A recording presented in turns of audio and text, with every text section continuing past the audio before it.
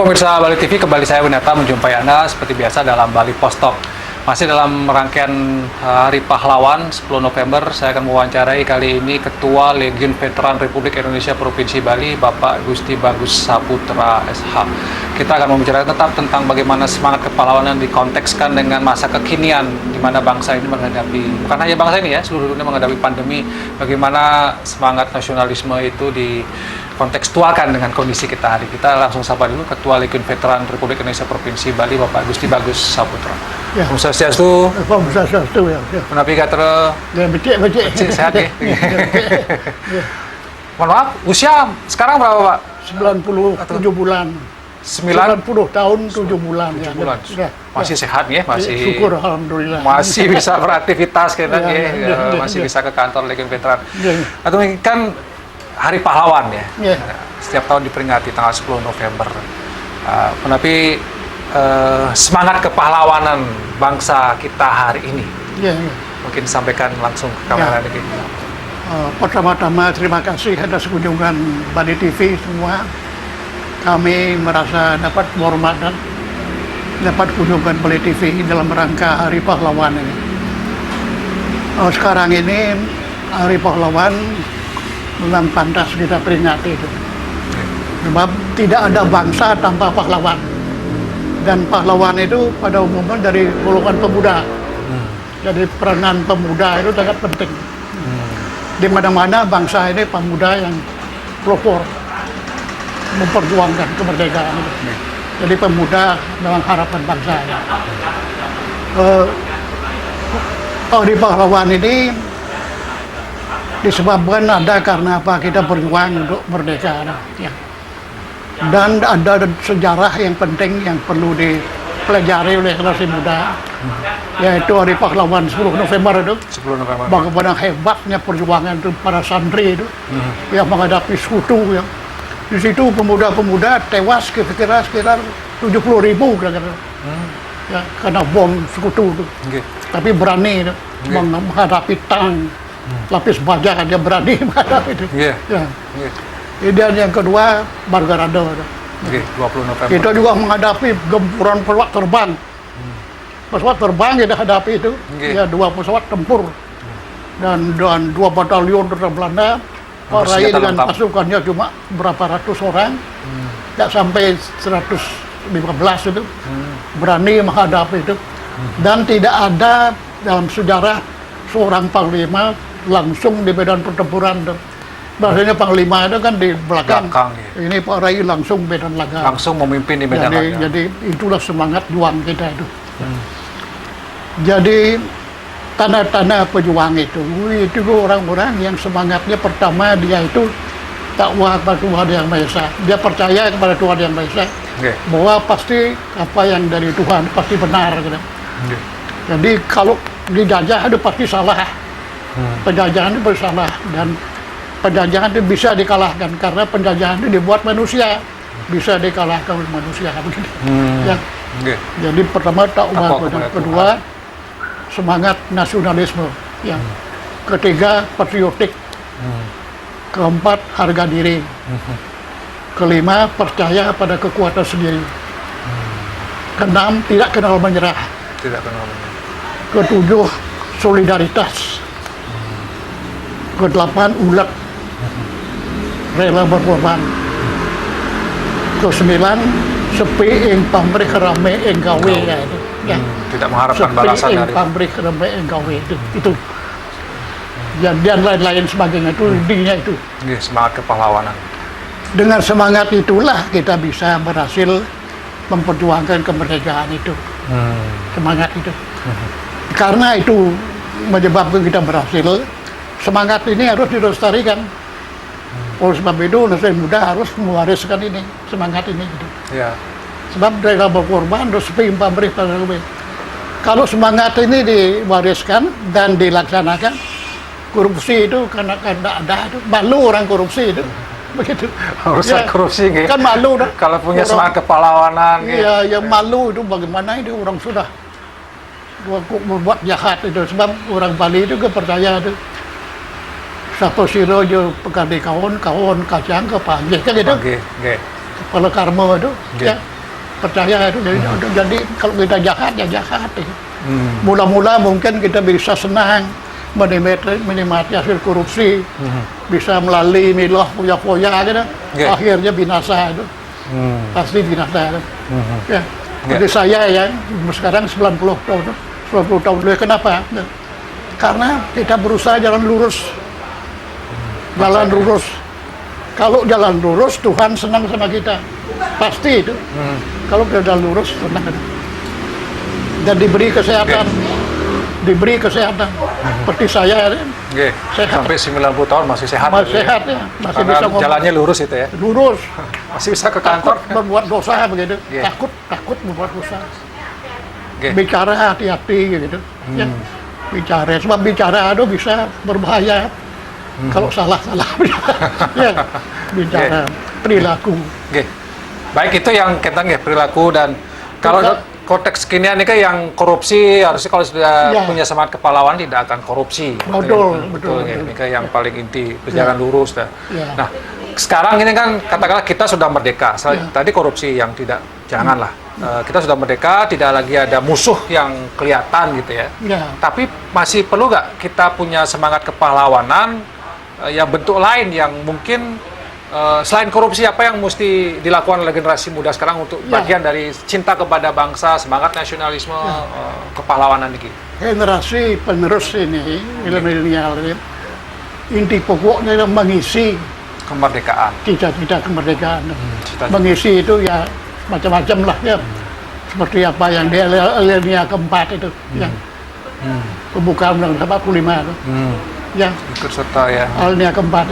Kemudian daripada itu untuk membentuk pemerintah negara Indonesia yang melindungi bangsa Indonesia dan seluruh tumpahan darah Indonesia gitu. Maju kesejahteraan umum gitu.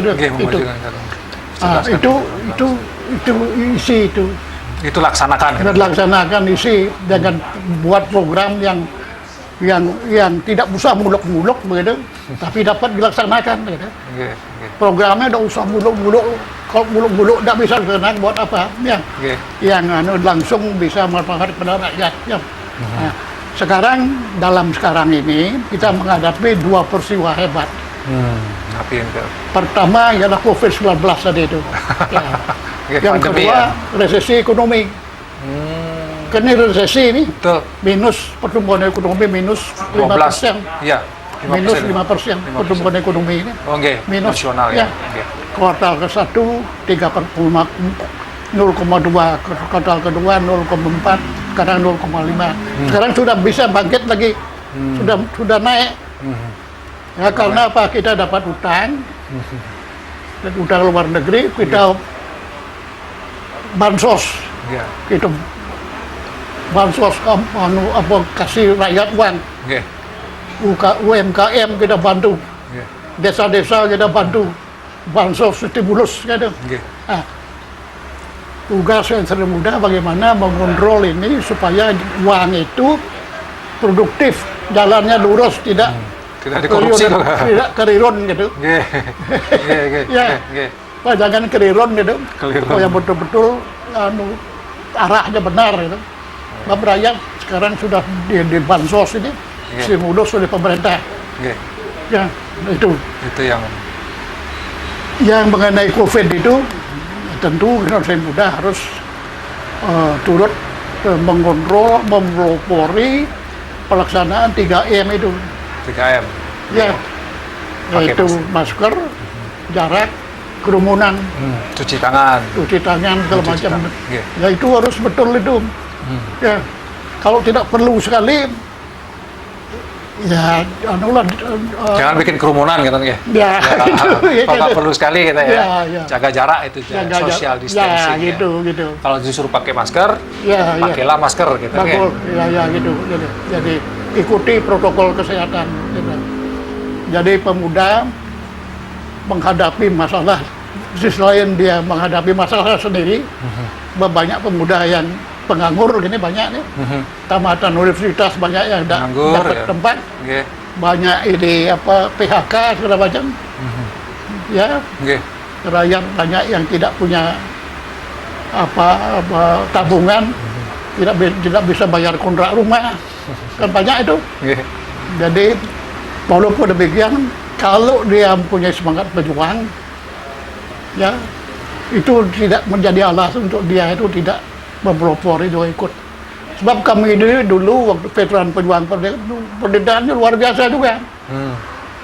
Bukan lebih Luar biasa itu. bahkan lebih menderita mungkin kali Ya, ini. menghadapi Belanda, begitu desa-desa sudah dikuasai oleh Belanda, orang desa tidak bisa bantu kita di hutan, tidak makan 4-5 hari, tidak pernah mandi begitu, ya, karena semua desa harus dijaga.